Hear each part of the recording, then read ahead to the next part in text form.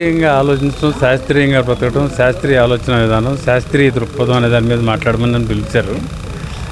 అయితే ఆశ్చర్యం ఏంటంటే శాస్త్రీయ దృక్పథం మీద ఎవరికి చెప్పాల్సిన అవసరం లేదు. ఇంట్లో ఏ తల్లి కూడా అన్నం వండటానికి బియ్యంలో నీళ్లు పోసి మంట మీద పెడుతుంది, కానీ కృష్ణాయిలు పోసి పెట్టదు. శాస్త్రీయ దృక్పథమే.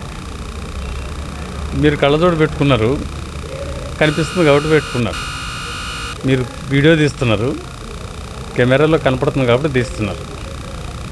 మీరు నాకు దండం పెట్టట్లా, దండం పెడితే కనపడను. మీరు కళ్ళజోడు పెట్టుకుంటే కనపడతాను, మీరు సెల్ తీస్తే కనపడతాను, మీరు వీడియో కెమెరా పెడితే కనపడతాను. శాస్త్రీయ దృక్పథం అంతా ఇంతే.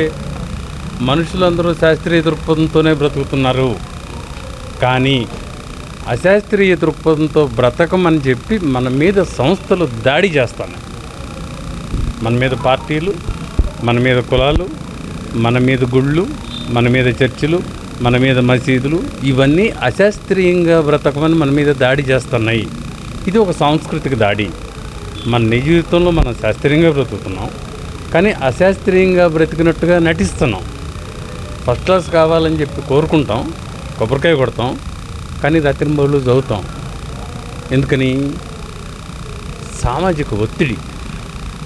అట్లా బ్రతకమని చెప్పి సమాజం మన ఒత్తిడి చేస్తాను. కనీసం అట్లా నటించండి అని చెప్పి ఒత్తిడి చేస్తాను.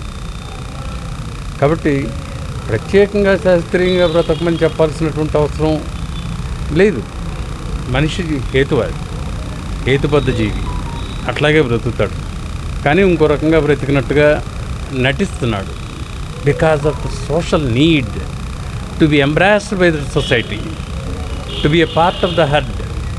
గుంపులో ఒకటిగా ఉండేటువంటి భద్రత కోసం అశాస్త్రీయంగా నటిస్తున్నాడు. కానీ శాస్త్రీయంగా బతకడం మనిషికి తెలుసు. ఈ ఒక్క పాయింట్ బయటకు తీసుకొస్తే సరిపోతుంది అనుకుంటున్నాను నేను. అయితే ఈ సమాజానికి ముఖ్యంగా చెప్పాలంటే ఈ 10 సంవత్సరాలకు వెళ్ళి నరేంద్ర బీజేపీ ప్రభుత్వం ఎప్పుడైతే వచ్చిందో అప్పటి నుంచి కూడా సమాజానికి ఒక మూడో విశ్వాసానికి తీసుకెళ్తుంది. అసలు మేము కోరుకునేది ఏంటంటే, ఎప్పుడైతే ఇప్పుడు మహారాష్ట్రలో, కర్ణాటకలో మూడో విశ్వాసాల పైన చట్టం తెచ్చిండ్రో, నిరోధక చట్టం తెచ్చిండ్రో, ఆ చట్టాన్ని తెలంగాణ కూడా అమలు చేయాలి. ఎందుకంటే గల్లి చూడు, ఒక స్వామీజీ, ఒక జ్యోతిష్యుడు, ఒక మంత్రకాడు, ఇలా జరుగుతున్నాయి. మొత్తం ప్రజలను ఎవరు బీసీ, ఎస్సీ, ఎస్టీ, మైనారిటీ కులాల వారే ఎక్కువ మంది కూడా దీనికి బలవుతున్నారు. ఇదని చెప్పాలంటే సమాజంలో హిందూ, ముస్లిం, క్రైస్తవం, మైనారిటీ అయిన ఎవరైనా కూడా అసలు దేవుని నమ్మని వాళ్ళే ప్రపంచం మొత్తం కూడా 96% మంది ఉన్నారండి. మొత్తంగా చెప్పాలంటే నమ్మినట్లు యాక్టింగ్ అంతే. నమ్మరు వాళ్ళు, నమ్మినట్లు యాక్టింగ్. ఒక 2% ఉంటారు. మా తాత ముత్తాతలు వాళ్ళు దేవుని మొక్కుంటూ ఉంటారు. అట్లా 2% మేము ఉంటామండి మాలాంటి వాళ్ళు. కానీ నమ్మినట్లు యాక్టింగ్ చేసుకుంటూ సమాజాన్ని మోసపూరితమైన ఇది చేసుకుంటూ ఒక ప్రతి దాంట్లో కూడా మతాన్ని పెట్టుకుంటూ సమాజం చీల్చుకున్నారు. కాబట్టి శాస్త్రీయ విద్య ఎప్పుడైతే వస్తుందో పిల్లలు, మన సమాజం మొత్తం కూడా చైతన్యం అవుతుంది. కాబట్టి మేము కోరుకునేది ఏంటంటే, ముఖ్యంగా ప్రభుత్వం దీన్ని ఒక పావుగా వాడుకుంటూ సమాజంలో బీదవాళ్ళు వండుకుంటూ జన్మాంతం వాళ్ళు అట్లా ఉంటారు.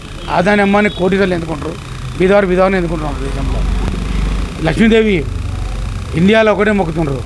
మన భారతదేశం ఒకటే ఎందుకు దరిద్రంగా ఉంది, ప్రపంచ దేశాలు ఎందుకు హై లెవెల్లో ఉన్నాయి, విద్యలో కూడా వేరే దేశాలకు ఎందుకు అవుతుంది. మనలో ఇండియాలో లక్ష్మీదేవి మన దగ్గర ఉండే దేవుళ్ళు మనలో 3 దేవతలు మన దగ్గర ఉంటాయి. ఎందుకు వేరే దేశాలకు వెళ్తున్నారు? అక్కడ గుళ్ళు గోపురాలు చేసుకుంటూ కూడా ఇదంతా కూడా అశాస్త్రీయం. కొన్ని వేల కోట్ల రూపాయలు వచ్చుకుంటూ ప్రజలని మూఢ విశ్వాసాల వైపు అనిపించినది వాళ్ళకు ఒక ఆనవాయితీ వస్తుంది. కాబట్టి మేము కోరేది ఏమంటే, ఈ తెలంగాణలో రేవంత్ రెడ్డి గారు కానీ, ఇప్పుడు చంద్రబాబు నాయుడు గారిని కూడా నరేంద్ర మోడీ గారు 8 సంవత్సరాల కింద ఒక లెటర్ ఇచ్చిండ్రు. మూడో విశ్వాసాల మీద మీ రాష్ట్రాల్లో ఒపీనియన్ చెప్పమని చెప్పేసి ఇప్పుడు కూడా ఏం చెప్పలేదు. చెప్పాలి. అలాగే మూడో విశ్వాసాల నిరోధక చట్టాన్ని తీసుకురావాలి. కరాఖండిగా ప్రతి ఒక్క జ్యోతిష్యుని కానీ, ప్రతి ఒక్క మంత్రకాన్ని కానీ, ఒక బ్రాహ్మణిజంలో ఉన్న మూడో విశ్వాసాలను కానీ కూడా ఎదురు చూపాలని అవసరం మనకుంది.